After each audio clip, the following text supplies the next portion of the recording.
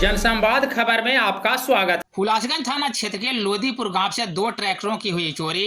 अज्ञात चोरों के विरुद्ध दर्ज हुआ एफआईआर। दरअसल हुलासगंज थाना क्षेत्र के लोदीपुर गांव से चोरों ने किसान के 2 ट्रैक्टरों को बीते रात्रि चोरी कर ली है। इस संदर्भ में पीड़ित किसान रविंदर शर्मा शिकायत को लेकर हुलासगंज थाना पहुंचे हैं, जहां मामले की लिखित शिकायत पुलिस को दी गई है। प्राप्त जानकारी के मुताबिक ट्रैक्टर चोरी की करतूत सीसी फुटेज में भी कैद होने की बात सामने आ रही है।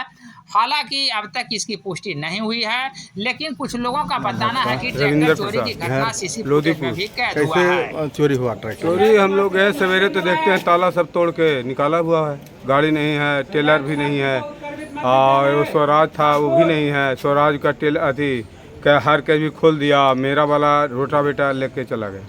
तो वहाँ से 2 ट्रैक्टर चोरी हाँ, हुआ 2 ना? ट्रैक्टर, एगो हो गया पावर ट्रैक जो मेरा नया गाड़ी था, और स्वराज, दोनों गाड़ी।